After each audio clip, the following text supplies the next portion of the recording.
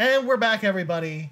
This is our Xbox E3 2018 showcase wrap-up, and dude, that was a doozy. Yeah, hot ticket. Yeah, I mean, we knew there was going to be a lot of stuff because they said it was going to be 2 hours, and it was. They filled that 2 hours. Holy shit, did they ever. It wasn't even 2 hours. It was an hour and 45 minutes. Well, close. But they said at the beginning, 50 games. Yeah, 18 world premieres. Yeah.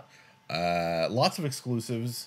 I can't remember all the numbers. They just did a lot of stuff. There was a whole bunch of stuff. A lot of stuff. I think, I want to say this up front. The big thing that they did was the thing that I said it during the stream a few times. Yeah. The thing they needed to do is they need exclusives. They need good titles on their platform. And, you know, Phil talked about traveling around the world and meeting with different studios and getting new studios under the Microsoft Studios umbrella. And they did that. Yeah. So when we get to that part, we'll talk about who those studios are. But I just wanted to say that was the thing they really needed to do, and they did it. They needed to prove to you why you wanted to be an Xbox gamer now, not only now, but far into the future. Right. Because that's what Sony does so well with their exclusive lineup, is that they give you a reason to be a PlayStation gamer. Absolutely. Yeah, I'm always excited for the next Sony exclusive title. You know, like, I bought a PlayStation 3 basically for Uncharted. I almost did bought it a PS4 essentially for Uncharted as well. So, you know, that can be a huge driving factor in terms of, like, whether or not you get involved in a console, whether or not you get invested. So they did the smart thing. Yeah, for sure. So we're gonna go through these one by one, and some of them we'll probably gloss over pretty quick, but we should at least talk about this. Of course, this is our wrap up for podcast listeners around the globe, as well as on YouTube as well. Yeah. And again, if you are wanting to see watch the conferences live, if you're listening to this on the weekend when it goes up, you can hit us up on mixer.com/gamemoose or game-moose.com/live during each of the press conferences this weekend, because we're going to be doing this for each one. You can watch us there. You can jump in the chat. You can follow us. I'm tweeting along as we're doing stuff too. So I mean, if you're out and about and you can't watch us live and you just want to catch some fun stuff on the down low, on the go, you can catch some of our smarmy comments on Twitter as well. Now, for everyone listening later, I should give you a heads up. Some of these games they didn't get any date or time frame for. No, some of these games were just like titles, right? Yeah. Like we don't have a lot of details. So because of that, if there are details that leak out this weekend, if they announce stuff like tomorrow at Inside Xbox, for example, we won't have that information. I just want people to know. I expect some stuff to come out on the floor. We likely will see some of these games, like this first title we're going to talk about. Right. So let's go down the list here, right? So first game they showed. They started the conference with a banger. Halo Infinite was announced. Yeah. So the next Halo. Yeah. I'll pull up the tweet from our boy Green Skull. Yeah, our friend of the show, Green Skull. He tweeted out some details as the show was going on. So of course, Green Skull, he knows the people at Microsoft and Xbox very well. He's a partner streamer, so he's well informed as to what's going on over there. Yeah. And this is I have the tweet here. What he had to say. He said things that have been more or less publicly confirmed about the next major Halo title. It will have split screen. It will focus on Master Chief. Mm-hmm. It won't be numbered. He says it's not Halo 6. Right. Which is why it's Halo Infinite. It will likely be available on PC, and he said that's about all he knows so far. Okay, so again, it sounds like this is like not a Halo spin-off, and not like an open world game that we sort of speculated about from the trailer. Yeah, it almost sounds like it's Halo 6, but not called Halo 6. Yeah, like almost like doing for example, the new Halloween movie. The trailer debuted for it a couple days ago, and it's actually a sequel to Halloween 1 that ignores everything that happened in Halloween, but it's not a numbered movie. It's just called Halloween, just so people don't have to feel pressured to go back and play all the Halo games, for example. So you're suggesting that this is a reboot? I think it takes place. It could be a reboot, or it could take place after Halo 5, but just not like a numbered sequel. So, like, they just didn't want to put the number in the title to make people feel like they had to go play all the other Halo games. This is what we That's know just my theory. Visually. The trailer was quite interesting. It opened with just some landscapes, and we weren't quite sure what we were looking at. With dinosaurs. Well, yeah, there was some wildlife. There were some like rhinoceros looking things and so on, and like a lot of varied landscapes, desert and so on. Mm-hmm. And then, of course, we started to hear the Halo music slowly come in. And we pulls out and we see Master Chief's helmet. Yep. We also saw some Spartans or ODSTs riding in a Warthog. In a Warthog with like the Halo ring. Yes. So that was the big thing. It pulled out to reveal that it is in fact a Halo. It is on a Halo on right. One of the installations. And again, the installation they showed very reminiscent of Halo 1. Right. So which I mean, is a bit telling. This is why it all feels kind of. Like, is this a reboot? What is this? What's happening? Yeah. Especially after what we talked about with Halo 5's campaign, I wouldn't be surprised if it was a reboot. So it's, like, my impression was when they called it Infinite, I assumed that this was going to be an online game, like an online shooter, some kind of, like, maybe, like, Destiny-like game, or maybe even a little bit more, like, MMO shooter. But you don't typically see split-screen co-op. No. In an online shooter like Destiny. No. There were Forerunner installations. I don't think I saw any Covenant. Did you see any Covenant? I don't remember any Covenant. No. So if they did, they were off in the distance like what they were shooting. Yeah. A lot of questions here. We really don't know. And again, just like I was alluding to, they didn't put a date on in this. We don't have a release year even. A lot of these, they at least gave the release year, but they never gave any of that information with this game. So I'm just curious as to when the hell this game is coming out and when we're going to learn more information again. Like Green Skull alluded to, I'm pretty sure we're going to learn more about this as the week goes on. Yeah. Again, they'll probably blow it out during Inside Xbox tomorrow. Yeah. That's just my guess anyways. So hopefully, again, we don't really have a lot of information to go on. We're just purely speculating at this time as to the setting and everything else. So hopefully we'll hear more about it soon. Yeah. So next game, Ori and the Will of the Wisps, we got a trailer. We didn't get a release date, which I had expected a release date for this. I thought they said just 2019, right? They just said 2019. Yeah. So, again, beautiful looking game. Looks awesome. As we talked about when we were watching it during the live stream, the original Ori was a good game, but there was something that felt off about it. Yeah. Like, especially like just the way you play it. Like, I didn't like the movement traversal or the combat nearly as much as something like Guacamelee, which also was a very similar Metroidvania game to Ori, even though Ori was a beautiful, immaculate-looking game. Yeah. I just don't think the gameplay was as good as other Metroidvania games, so I'm hoping the gameplay is much better this time around. And we saw some of it in the trailer, but not a ton. We can't really weigh in on any of that stuff. But yeah, still looks cool. I'm still really interested. Sometime next year, we'll find out more about this game, and it'll be out. Yeah. Next up, Sekiro. I'm probably butchered the name, but that's okay. Shadows Die Twice, coming to 2019 from our boys at From Software. From Software. Yeah. Again, even though it doesn't use the Tenchu name, it looks exactly like a Tenchu game. It looks like a stealth, like feudal Japan, mixed in with some Japanese mythology, supernatural. Yeah, you have like a weird skeleton bone arm that is also a grappling hook. Yeah. It looks like it has some like Dark Souls-esque kind of like, slow animation, big boss, kind of like, the tactical role kind of stuff going on. Yeah. Again, it looks very much like Tenchu did back in the day. Yeah. But with more like Dark Souls-y stuff thrown into it. It kind of looks like a mix between Neo and Tenchu. Yeah. Almost. Yeah, absolutely. So I'm really excited for that game, and I just want to learn more. Yeah. From Software is a developer I really like, and we talked about it in the pre-show a little bit. They have a lot of franchises that aren't Dark Souls that people always forget about. So it's cool to see something that's not Dark Souls or Bloodborne from them. Right. For sure. So next up, Todd Howard came on stage to talk about Fallout 4 coming to Game Pass today, which you can go right now. Play that if you don't already own Fallout 4. But they did talk a little about Fallout 76. So confirmed it's a prequel to Fallout 4. To all the Fallout games, actually. And we already kind of hypothesized that based on it being in Vault 76. Right. The open world will be 4 times larger than Fallout 4. which was already a really big world to walk across. Right. It takes place in West Virginia, obviously. Still no date, but I'm assuming we'll learn when this game's coming out at the Bethesda conference later this evening, hopefully. And we got a cool trailer. It looks very much, contrary to rumors that we had heard about, looks very much like a single-player Fallout game.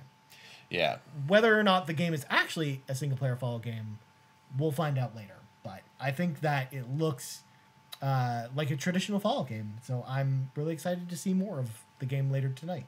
Right. Ryan, I just wanted to say, so I can confirm. So the big numbers that they put out there were 50 games on the E3 stage today, 18 console launch exclusives, and 15 world premieres. Yeah. So that's a lot of games. That is a lot of games. And again, some of them are console, like coming to Xbox first. Some of them are true console exclusives, and some of them they just wanted to premiere them on the Xbox stage specifically. So next up, we got a weird announcement, a really weird announcement. The Awesome Adventures of Captain Awesome, coming June 26th. It's free. It's from our friends at Don't Nod, and it looks like, because it's in the Life is Strange engine, and it has like a similar vibe. You play as a child who basically is pretending he's a superhero, and he basically has like superpowers. Again, I'm pretty sure he's using his imagination and he thinks he has superpowers, but not actually having superpowers. He's a kid imagination. Yeah. Quirky, lighthearted, indie movie, fun kind of thing. Yeah. Yeah. And it's free for everyone on June 26th.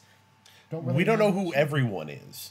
It just said free for everyone. It did say free for everyone. I'm guessing it's just probably going to be a free download. Yeah. For Xbox or for everybody? That's the thing we don't know. Yeah. And I looked on Don't Nod's Twitter to try and get more answers, and they haven't even tweeted about it at this time. Yeah. So, we don't really know too much about that. I'm excited, though, because we talked about it during the stream. I love Life is Strange, and I'm really excited to see something completely different with a similar vibe. Kind of like Before the Storm, which is something I really liked about that as well. So next up, Nier Automata, also confirmed for Xbox June 26th, the same day. We'd already known that was coming, and it does include all the DLC, but I think it's $49.99 US, so it's like $69.99 Canadian. Whereas if you buy it on PS4, it actually is quite a bit cheaper. It's usually about $20, especially if you go buy a physical version. Yeah. So you are paying a bit of a premium, but it does include 4K enhancements, which are not in the PlayStation 4 version, nor has there been an update for that to include PlayStation 4 Pro support. So yeah, it's a beautiful game. It's an awesome game. Just go play it. It's awesome. Crackdown 3 got a trailer with Terry Crews.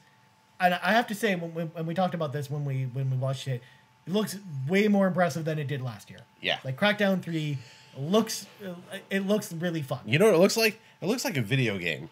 Yeah. It looks more like a game than anything we've seen before. It looks like a way more over the top version of Saints Row 4. Yeah, they're trying to out Saints Row. I mean, it even has a ton of purple and neon and shit. Yeah. Well, I mean, the original Crackdown did too. Yes. To be fair. Yes. Yeah. And I think actually they double dip more into that neon aspect in Crackdown 2. Yeah. So aesthetically, it has a lot in common with Saints Row, and now, like just content wise, there was a rubber ducky cannon. Let's be real. Yeah. But there's no dubstep gun though. No, there's like in Saints Row, which was one of the best things ever. A lot of Terry Crews shouting. Yep. I'm Terry Crews. Yeah. No, it looked surprisingly good.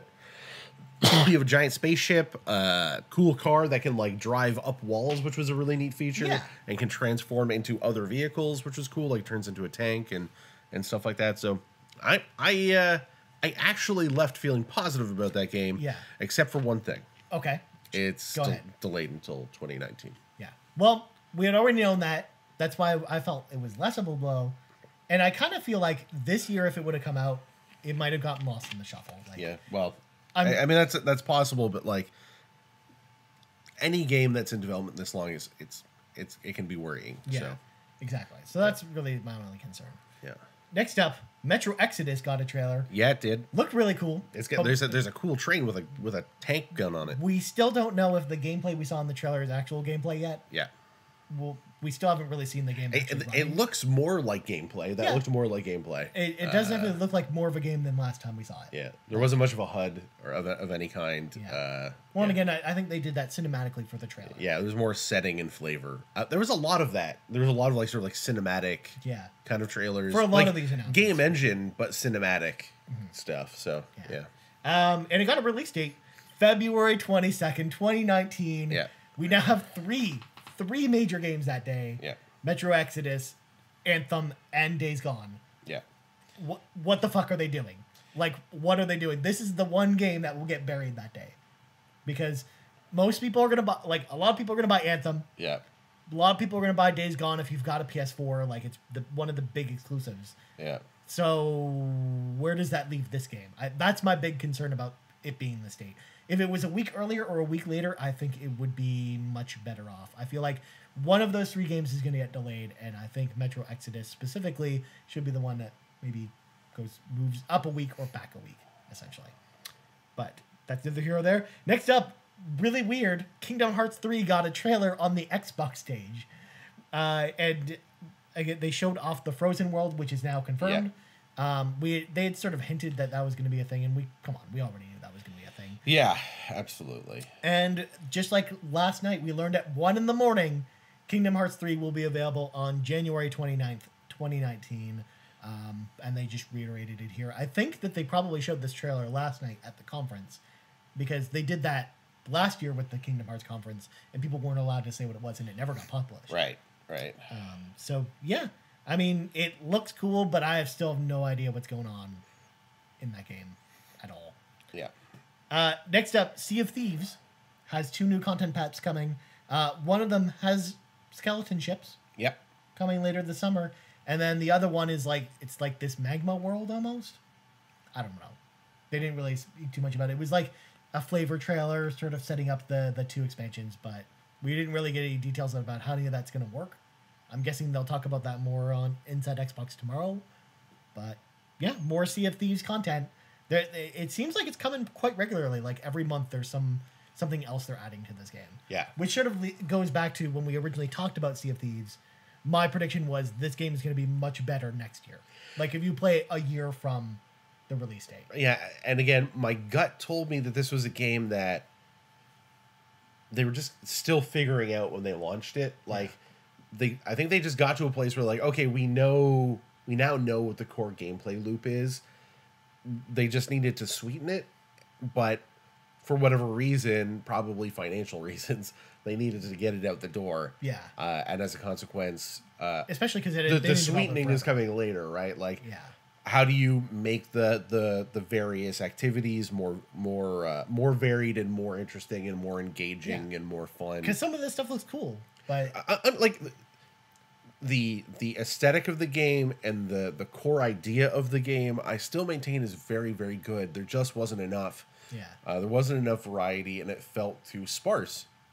Right. So, like I said in my review, I said that this game is at its best when it's firing on all cylinders. It just doesn't do that enough. Right. And more stuff and harder challenges and more content will help that. Skeleton ships will definitely be a big help. That's like going to be a really cool challenge. There's going to be some like player versus environment. Yeah. Cool stuff. I would actually love to jump back in to this game sometime with some friends and just have a good time. Maybe I'll hop on and stream with like you got that with Dapper and those guys. When Dapper and everyone comes back. Yeah, when that new stuff comes out. So yeah. Hey, again, sometime this summer. They didn't really give exact time frames. Well, they gave September for the new stuff for that I can't remember. Yeah, because the Ghost Ship one was summer.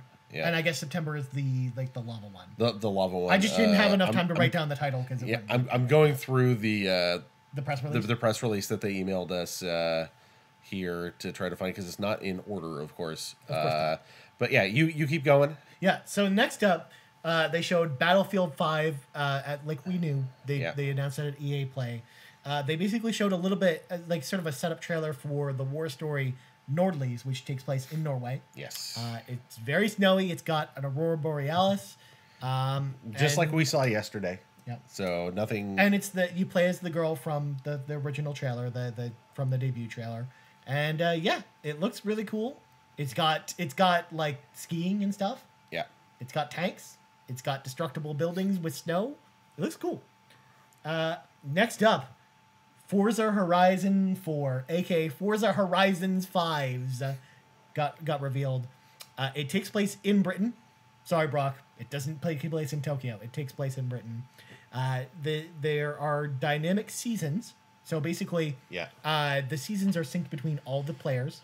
Yeah, and I wonder if it's going to be real time with the sort of like the standard seasons in maybe in the UK, like in what would be the northern hemisphere. So fall would start around late September. Winter would kick in sometime around late December. Spring comes sometime around late March. And then summer sometime around. If they did that for Forza Horizon 3, it literally would have been the seasons we have in Canada, but backwards. Right. Which would have been great. Because it's in the southern hemisphere, of course. Yeah. So that was really cool because they're saying like stuff like new areas open up based on what the season is. Yeah. So like in winter, a lake freezes over, and now you can get to new areas and there are new activities. So it looks like it's going to give the game some life, like it's more of like a living, a living world that changes and develops as time goes on. So that's cool. It also looks like they added some destructible environments because you could always run into fences and destroy them before, but it looks like brick fences and stuff. They're smashing through like classic sort of like English hedgerows and stone walls. So so the game comes out October 2nd. Same day as Mega Man 11. Yes. Get the F out of the way, Forza. I'm playing Mega Man that day. All right. I'll play Forza, you play I'll Mega find Man. some time to play this at some point, but Mega Man comes first. So next up, we got all the studio announcements that you sort of alluded to at the beginning when we first started talking. Yeah. So first of all, they announced the new Santa Monica studio that we'd heard about a little while ago called The Initiative. They're working on new games. I'm guessing their very first game will be a Xbox 2 game. We'll talk about more of that in a bit, or whatever the fuck that console is going to be called. But they also acquired a few studios. So they acquired Undead Labs, makers of State of Decay. Okay, so I've got the press release up here too, so we can go as you go through. So go ahead. So Undead Labs, yes, was acquired. Playground Games, makers of Forza, acquired. Yeah. Ninja Theory, that really surprised me, acquired. Yeah. And last but not least, Compulsion Games. They're the people who are doing We Happy Few. Right. All have been acquired by Microsoft. So here's what they did. They did tell us that, and it seems to be, it's in a, this is a real businessy term, but so the Initiative and Playground Games are definitely done. They've acquired them. Okay. They have filed letters of intent to acquire Ninja Theory, Undead Labs, and Compulsion Games. That's really weird. It's a businessy thing. So in the business world, you have to file it before you can't just buy it out. It has to get approved by regulatory bodies, right? So why wouldn't they wait till after it goes through before announcing it? Well, I would assume that essentially that the business side of it is done. Okay. That they have to wait. They probably agreed to it, but it hasn't gone through yet. They have to wait for approval from because Microsoft is an international entity. That's true. And they're purchasing essentially companies in foreign countries. I don't know. Yeah, especially like how Ninja Theory is in Europe. Right. So is Playground. So they have to they likely have to go through a process there. Right. So it sounds like they're in that process. I assume that it's all but done, but not officially. Which studio do we want to talk about first? Well, Ninja Theory is the big one. We got Ninja Theory is definitely fucking huge. Well, because two of them were already making Xbox exclusive games anyway. Right. But Ninja Theory is huge. Yeah. Ninja Theory famously has done like a ton of different stuff. Not only have they made some really cool original games, but they've been called in to like fix other games, right? Disney Infinite. They worked on that. They did essentially redid the combat in Disney Infinite. Yeah. They worked on that. They did some other ones or Disney that Infinity. are sort of escaping me right now. Yeah. But they did do Enslaved, Journey to the West. Very underappreciated game. Really good. Hellblade, of course, and then Heavenly Sword. Yeah. PS3 exclusive, of course. Yeah. And they're just a really talented and very small developer, much smaller than a lot of people think. I think they're only like, when Hellblade came out, there were about 100 people who were working there. Yeah. So, and one of the things is they always have really ambitious ideas, but they don't always get that level of funding that a major AAA studio would get. Now they're going to get that. So I'm really interested to see what this developer does with that funding. The closest they got to that was DMC. Yeah. Because the Devil May Cry reboot that they did. Yeah. Speaking of which, segue. Well, I want to talk about this a little bit more, but we will talk about Ninja Theory had a game on stage, and it is.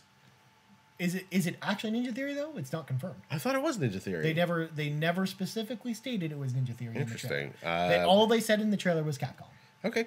Yeah, I mean that's fair. But we even though it wasn't next, we're gonna jump to it anyways. Right. But anyway, my point of this is all very exciting. They needed studios. This is exactly what they needed to do, because that's what makes Sony's exclusive machine work. Yeah. Is that they have 15 different studios and they're all at the top of their game, and Sony sort of puts their whole development resources behind them. Like this is almost like the type of announcement that should have come when Rise of the Tomb Raider was a timed exclusive, is that they just bought Crystal Dynamics from Square or something. Yeah. One of the important things that they said is they're giving them the creative freedom to do what they want, which is also important because that's another thing that Sony does, right? Sony just says, like, here's some money. Yep. Make games. We trust you. Go do it. That's why we got games like Horizon. That's why we get games like The Last of Us and stuff like that. Because otherwise, if Naughty Dog was an Activision studio, they might just have to make Uncharted forever. Yeah, that's the thing. Like they let them take risks, and being part of a big company gives you some of that security, but also it means that sometimes you end up making Gears forever, and you're the coalition. Yeah. So who knows? Yeah. And the other surprise here is Compulsion Games. Yeah. Because We Happy Few, we know, is coming to PS4 day and date with Xbox. Yeah. So that's why it's a little weird to see them get acquired as well.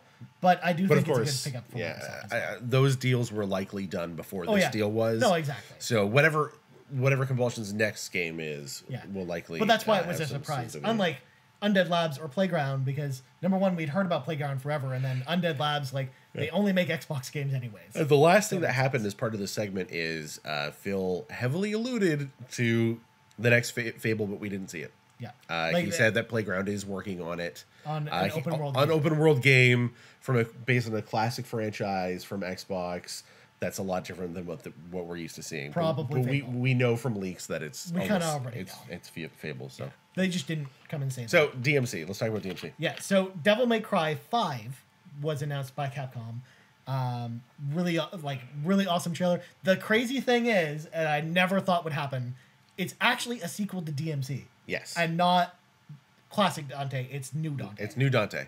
Mixed in with classic Dante. Yeah. Because he appears at the end of the trailer in like a little tease. Which is really cool. Like that game looks fantastic. Like it was a quick story trailer with a little bit of gameplay mixed in. Yeah. Looks fantastic. That's one of my most anticipated games for next year. So it's coming sometime in 2019. We don't know when. Also, it was a big surprise that it showed up on the Microsoft stage, because we had heard rumors about the Devil May Cry 5 game for a while, but we'd always heard it was a Sony exclusive. It was exclusive to that console. But so that's why it was kind of crazy for them to appear on the Xbox stage to announce this. So the next thing, speaking of We Happy Few, We Happy Few got a new trailer. It's still the story from that game looks really interesting, but I don't know how much of the survival stuff I like. But it's got a release date, August 10th, so it's actually out in a couple months, which is kind of crazy. We knew it was supposed to come sometime this year, but we didn't know exactly when it was coming. Yeah, which is cool. So next thing we saw, PUBG update. There was a trailer. Yeah. It was just kind of a fun, sort of irreverent trailer. They were kind of having fun. They hinted at two new exciting things. One was they announced Sandhook. Yeah. Was coming, and it's coming summer 2018. So that's the tropical island. That's a smaller island. Yeah. Quicker matches is my understanding. Yeah. Which is something that they need arguably to compete with Fortnite, because Fortnite's one of the edges that Fortnite has is that matches are real fast, comparatively speaking. Exactly. You know, if you go all the way through a PUBG map, you're in for 45 minutes. Yeah. Fortnite 15 18 and they want minutes. You to take advantage of vehicles and stuff, whereas the reason Fortnite doesn't have vehicles is they don't have to. The gameplay is fast enough. Yeah. And then the other thing, Warzone. War mode. War mode. They just called it war mode. War mode. Which we think is 50 on 50? We think it's 50 on 50, but they didn't say what it was in the trailer. It just looked like a bunch of groups fighting each other. Yeah. Kind of looks like, again, I'm pretty sure it's 50 on 50. Yeah, so it's Mag. Mag confirmed. It's not MAG at all. MAG is 256 players. It's a lot of players fighting each other. And MAG was 5 factions fighting each other. 5 factions of 50. You might say that this is a massive action game. I hate you so much right now. They also sort of hinted at a new snow map. Didn't really say what it was called. Coming in winter of 2018. Okay. Snowy map. Sure. Next up, and this is for me personally, this is a Ryan Turford announcement.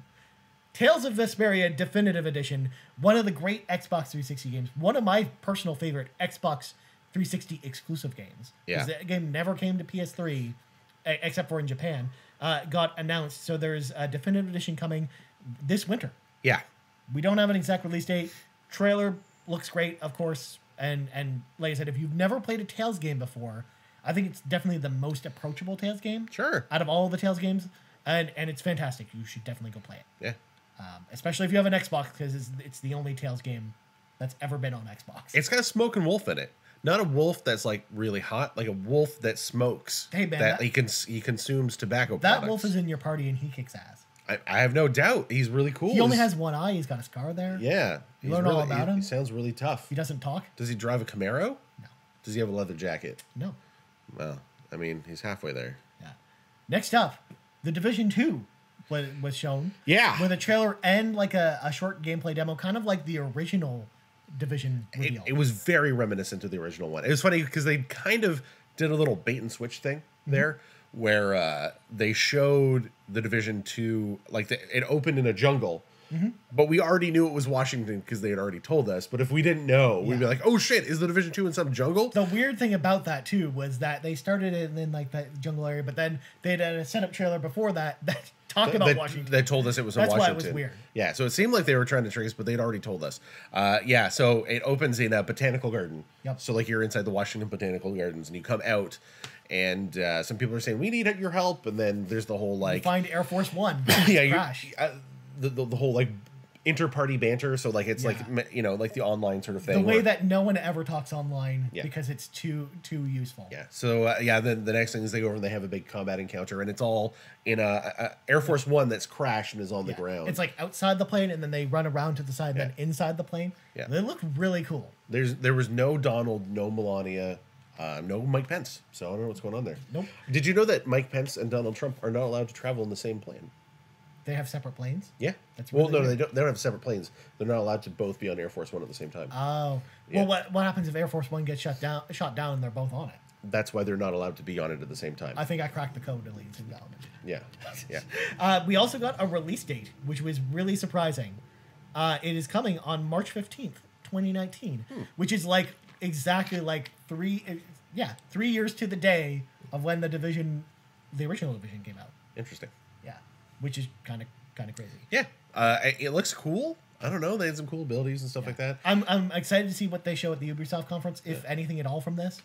I mean, now that we know what the Division is, it's just a matter of does it play better? Does the world feel richer and more lived in? And it seemed that way initially. Yeah. Like there was a person saying, "We need your help. Someone's stealing water." Blah blah blah blah blah. And then you go out and the other big problem, and there was a tank and The other problem with the original Division was the end game. The end game at launch was terrible. Yes, yeah, and that was something they did fix as well. I mean, for me, it got way better. My problem with the Division is the early, at least because I've only played like 4 hours of it. Yeah. Playing it early on, the world, it didn't like I expected it to be more dynamic. Yeah. But instead, it's just like there are people wandering around the streets, but they're just window dressing. They don't actually do anything. Yeah, all the really interesting and dynamic areas were in the story missions, essentially. Right. Like inside the buildings you went into for those. Yeah. And I think the Division 2, like I think the single player story for the original Division was actually really cool. It got way better towards the end, for sure. Like when you were fighting Joe, like the crazy firefighter inside this like boiler room. It was a really awesome and memorable encounter. So like I really thought it was going to be a lot more like I felt it was going to be a lot more like that first trailer that they showed, where you're sort of like going block by block, taking stuff back, like from looters and stuff, like rescuing the police station, and then that becomes like an area that you then control and so on.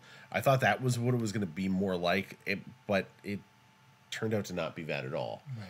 It was more just like you're always in this perpetual state of combat because that's how this game has to work. So, Exactly. yeah. So next up, we got a Game Pass update. So they are introducing a new feature called Fast Start. Yes. Which basically allows you to start games twice as fast, and it will work with select Game Pass titles later this month.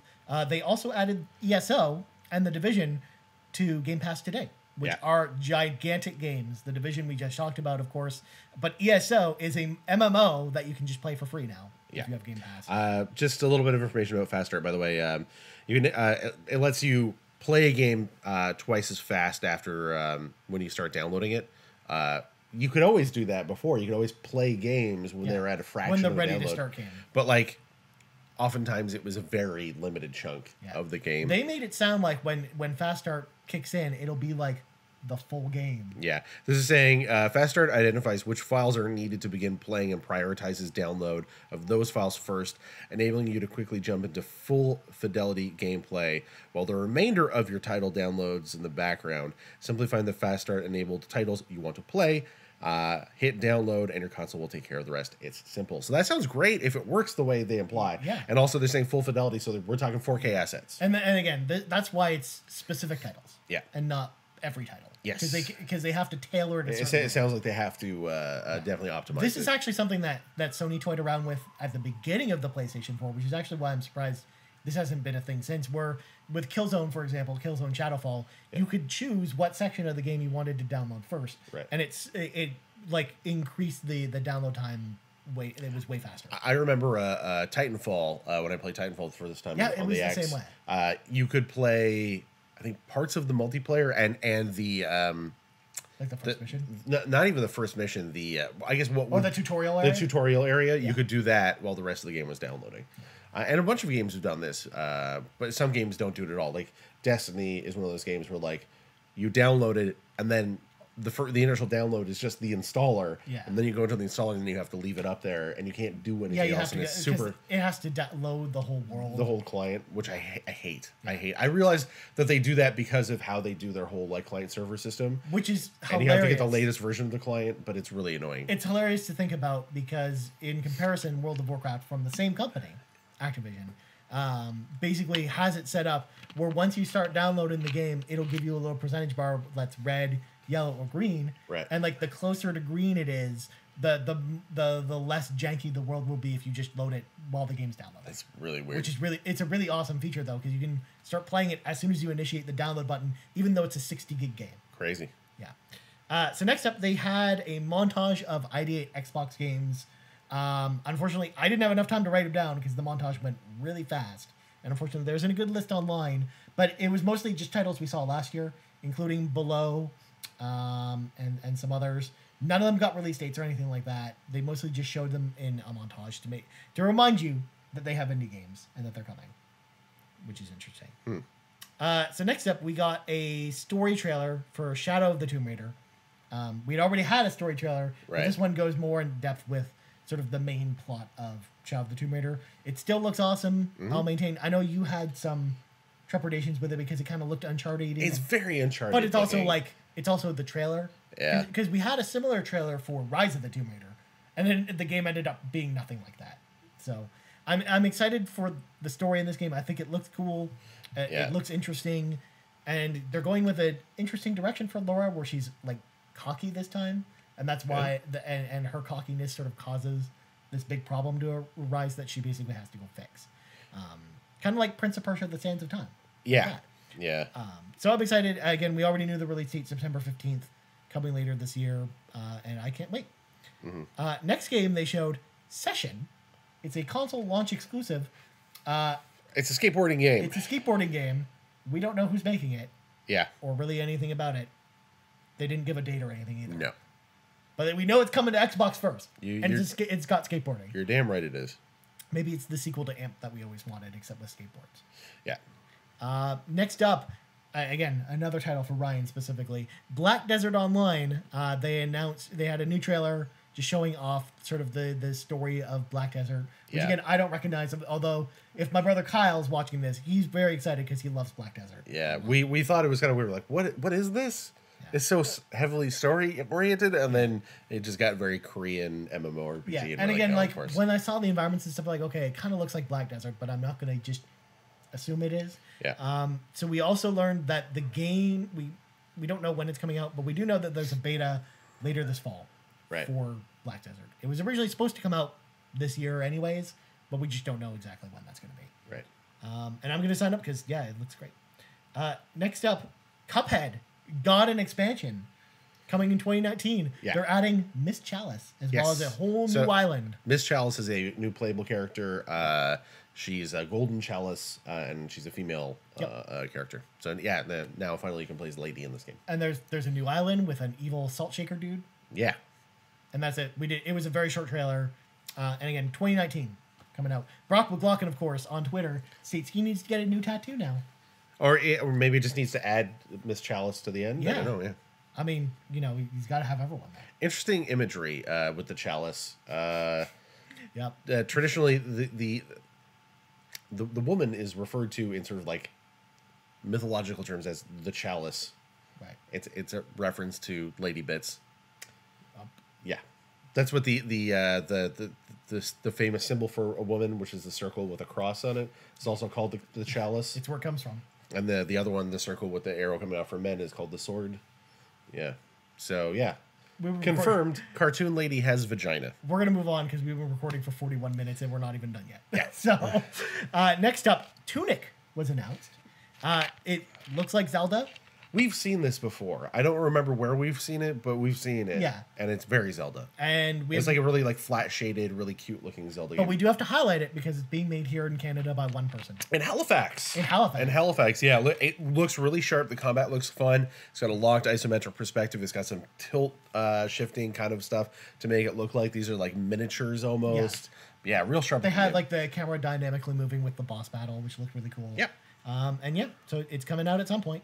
It's one person making it, so it's probably not going to be. It gave me sort of like Fez vibes and a little bit of Hyper Light Drifter vibes too. It also looked like 3D Dot Game Heroes, except with a top-down view. Yeah. So next up, Jump Force was announced. Yeah. It's like a Shonen Jump crossover fighting game. They've made these before. I think Shonen Jump All Stars was one. I can't remember what the one on last gen consoles was called, but there have been many of these before. The best one, of course, being the DS import that I imported a long time ago, which was basically Super Smash Brothers, except with Shonen Jump characters. I wonder if this time you'll get to play as Yugi Moto and pull out your blue eyes white dragon with Kaiba. Yeah, sure, okay. Just play Exodia and then just kill everyone. I mean, Light Yagami's in this game, and he can't fight any of these dudes. He just writes down their name and they instantly die. Yeah, I don't know what you're talking about with half of this stuff.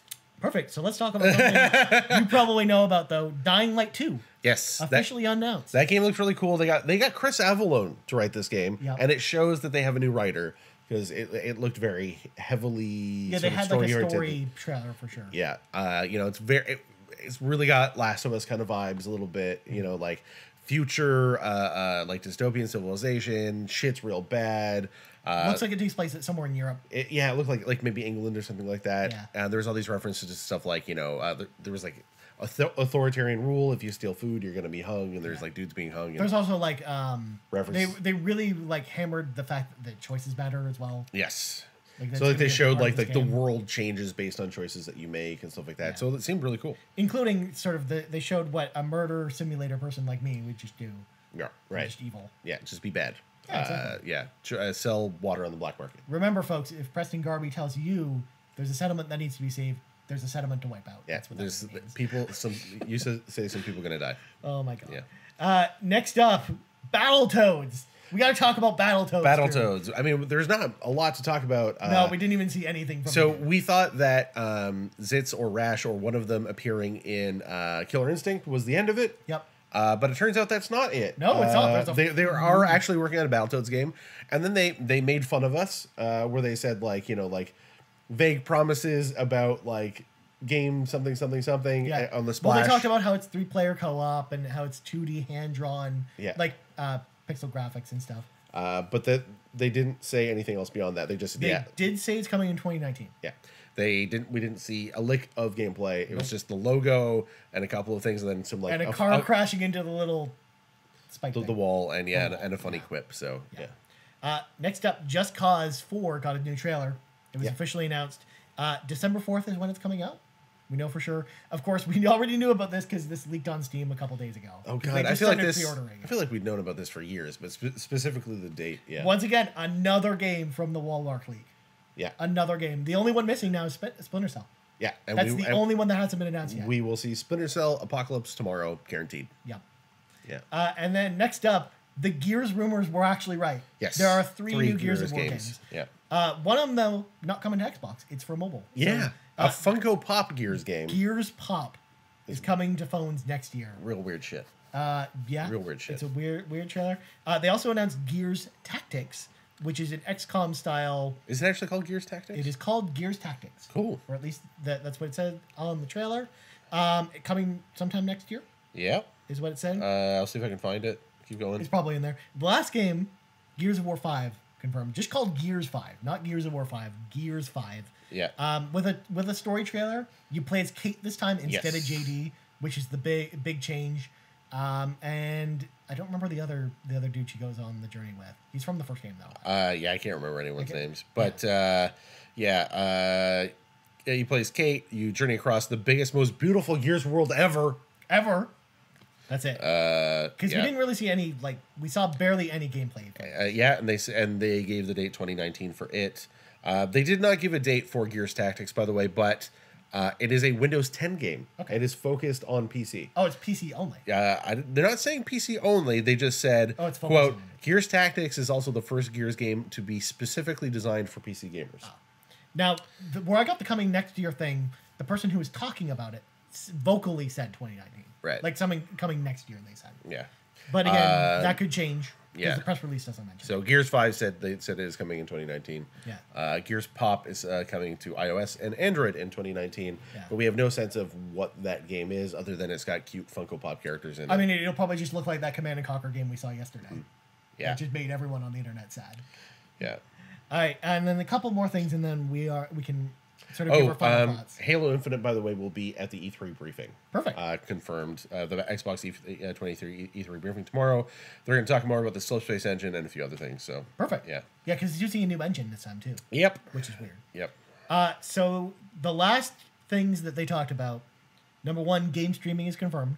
You'll be able to stream Xbox One games across multiple devices, including your phone. So when you everything say else. streaming, you're talking about cloud computing, not what we're doing right now, which is streaming live on the web, meaning using cloud computing. Exactly like that EA service we heard about yesterday. Or like online. online, or PlayStation Now, or Gaikai, or whatever. The whole notion is that your computer is streaming a video version of the game, and the actual rendering and computational work is being done somewhere in a server farm, somewhere far, far away, being sent to. And they said any device.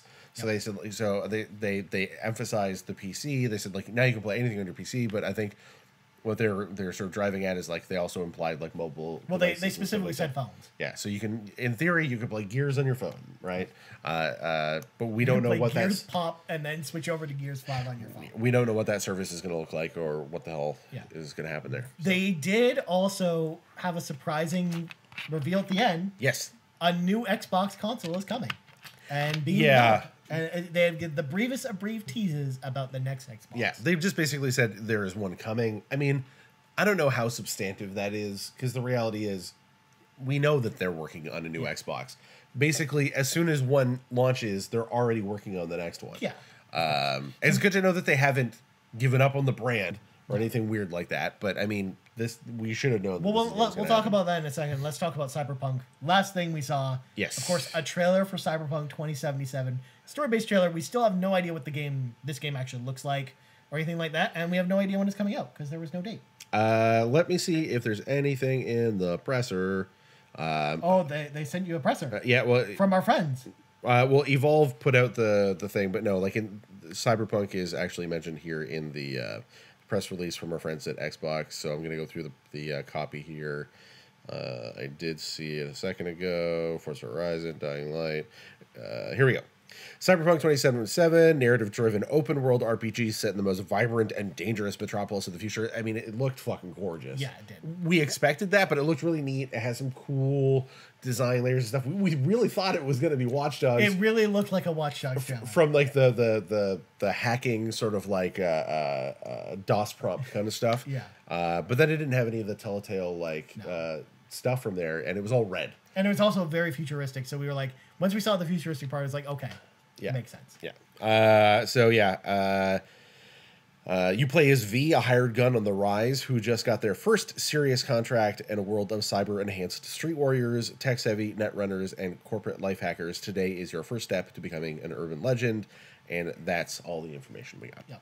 And we really have no date. We have no idea when this game's coming out. It's CD Projekt Red, so it'll come out. It comes out when they come out. It comes out. They're famous for saying that. They're like, we're working hard on this, and we won't put it out until it's the best thing it is. So like committing to a date when they don't know how far along they are, they feel is foolish. So it's a good thing because this actually segues into what I want to talk about next, which is this conference made me really feel like next year is the last big year for Xbox One specifically. Okay. With the new lead up with the next console. When they hinted that the console announcement, this reminds me of when Scorpio was teased and then announced a year later. Right. Like I feel like next year there will be an announcement of the next Xbox that will come in 2020, because all these games had a 2019 release date on them. They did. Now, the question is, are they going to do what we were told they were all doing, both Sony and Microsoft, and that is that essentially every new device that they put out, they're going to put out more frequently, but that device will be essentially fully backwards compatible. I'm glad you asked, because Cyberpunk, I believe, is a next-gen game that will also appear on Xbox One. Right. So, my feeling is that we're in sort of like they're going to the iPhone model of like hardware iteration, but not completely reinventing the wheel. Exactly. Right. The whole notion is that at a certain point, things will age out, but like not for years and years and years, and they'll just keep putting out new stuff. Well, especially with the original Xbox One hardware, not the X or the S even. Yeah. The original Xbox One hardware is worse than the PS4 hardware. We already knew that, but even those specs were back in 2013. Yeah. Like development of technology is much quicker now than it used to be. Yeah. And the only reason why the 10-year life cycle existed for PS3 and Xbox 360 was because of the economic crisis. Yeah. Because people couldn't afford new consoles. Yeah. And companies couldn't afford R&D costs. So that's why there wasn't new consoles. So it really sounds like that's their whole shtick, is that Xbox 2 or whatever it's called will be fully backwards compatible with Xbox One. And maybe that's why a lot of the games that, in fact, every game that didn't get a date was a 2019 game. Yeah. Absolutely. Except for like 2, I think, were this year. Mm-hmm. So this leads me to believe that the games that didn't get dates will also be Xbox 2 games. Sure. Okay. Essentially, because that's Xbox 2. That's what you're calling it. How are you gonna? I'm calling it Xbox 2 because who the fuck knows what it's going to be called? As long as it's called Xbox TOO, Xbox 2. What if it's just Xbox 1-2, like Final Fantasy 13-2? Sure. Okay. And then Xbox 3 will be Xbox One Lightning Returns. Okay. All right, cool. One thing, let's talk about things we didn't see that we thought we might. Again, no Fable. No Fable. That was the biggest omission, I think. Yeah. Again, they hinted at it without saying exactly that it was Fable, and no sign of it on stage. Yep. No Borderlands. No Borderlands. No. We had hypothesized that Randy Pitchford saying it wasn't at E3 meant that it was going to be at E3 because he didn't want to give away the fact that it was at E3. Week's not over. Week's not over. It could still be there. It could be on the Sony stage. Yep. Or somewhere else. Yeah. He didn't just ride out in an ice cream truck like David Jaffe did when he said he was going to be at E3. Yeah. And then, other things we didn't really see, like any of the other properties we'd heard rumors about, like Banjo-Kazooie or Perfect Dark. Yeah. Any of the old Rare properties or anything like that. No. And I mean, for the most part, like all of the Xbox-specific announcements from Microsoft's first party were all announcements we had heard something about before E3. Yeah. Which was a bit of a letdown because a lot of pretty much all of their first party stuff that they showed leaked. Yeah. In some capacity. Like I think the Cuphead expansion might be one of the only Microsoft first party things that they showed that wasn't leaked. Yeah. And Session as well, the skateboarding game. But again, I don't even think that's Microsoft first party. I think that's a third party game that debuted there. Yeah. Other game that I expected to see here that wasn't here, Assassin's Creed Odyssey. Yeah. I'd expect that to be on the Microsoft stage. Maybe it'll just be on Ubisoft, but it'll probably be on PlayStation as well, I'm guessing. Yeah. And then other than that, I don't know what else was missing. I think we checked all the bases. Oh, Battletoads didn't leak. That's the other one. I think that's the only one that didn't leak ahead of time was Battletoads. Yes. Yeah. I mean, we had heard about Battletoads a long time ago. But I wonder if it's an indie title, so that we don't even know who's developing it. Well, we know nothing about that game. Yeah. Other than the fact that it exists and it's smarky. Yeah. Smarmy. So let's sort of give our final thoughts. Drew, what did you think about this conference overall? I mean, it wasn't as exciting as I wanted it to be, but it wasn't a huge letdown either. It was very middle of the road, which is kind of par for the course for Xbox these days. Fair enough. I really wanted them to wow me with something really... I really thought Anthem was going to be on the stage. Yeah. I really thought they were going to get some Anthem exclusive content. Didn't they tell us yesterday it was going to be on the stage? I thought they did. I thought they did too. But maybe I was missing something. Yeah, maybe I wanted to believe it. But yeah, that was surprising, especially because it debuted on the Microsoft stage originally last year. Yeah. So I really thought they were going to have some exclusive content there, but no, that did not happen. Heads up, Scalebound's still dead as well. Yeah, Scalebound very dead. Did you think it was going to come back? No, but I heard other people thinking it would. You know what else wasn't there? What? No Phantom Dust. No Phantom Dust either. No Phantom Dust. No Phantom Dust. What are you gonna do? Yeah. I mean, overall, it was a good presentation. It was a lot of content. The thing that they needed to do was say we're working on titles and we have exclusives coming, and they did that. After watching this conference, there's no way you can say Xbox has no games. Yeah, because they were like, here's 50 of them. They have lots of games. Like their next year looks good. It looks like it's gonna be great. Yeah. To be fair, I'm really excited about like 3 years from now, with all the studios they acquired. What that means. What titles are gonna like be what the on. next Ninja Theory game looks like. I hope there's gonna be some new original exciting IPs. Coming out of Microsoft. The only thing that worries me is the thing that worried me before going into this, which is what do they have for this year? Nothing. Because the answer to that question is Forza Horizon, and that's it. Forza Horizons 5. Yeah, Phil Spencer's Forza's Horizons 5. I'm so glad they didn't make a reference to the Walmart League. Yeah, they could have with Forza Horizons 5, but they didn't. Yeah, but yeah, that's the one thing that really worries me is that this year specifically there isn't a specific reason to be an Xbox fan this year. Yeah, like other than third-party games and Forza.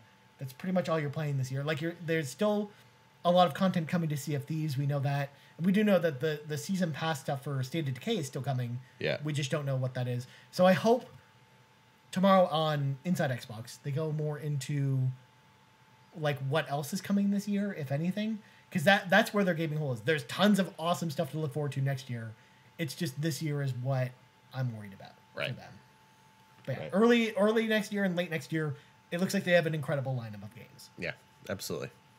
Cool. So that were our thoughts on the Microsoft conference. What do you think? Let us know. Game_moose_cast on Twitter. Yeah. Hit us up on Facebook at facebook.com/GameMoosePodcast. Again, listen to the Game Moose podcast every single week on Monday at noon Eastern Standard Time on podcast services around the world, including iTunes, as well as game-moose.com, our website with all the game moosieousness that you can stand. Yeah. If you're watching this live and you want to keep watching more stuff live, go to gamemoose.com/live or mixer.com/gamemoose, and you'll see the rest of our live reactions to the press conferences for the rest of the week. Yeah, because we still have like 5 more coming up. Drew. Jesus Christ. We've only done 2. We've only done 2. The weekend's not even close to being over yet. Yeah. Anyways, for Drew McMillan, Brock McLaughlin's ghost, who's not here. Yeah, he's on the floor somewhere. I'm Ryan Turford, and thanks for watching our reacts to the Xbox press conference. We'll be back later this evening for Bethesda, so stay tuned for that. Have a good night, everybody.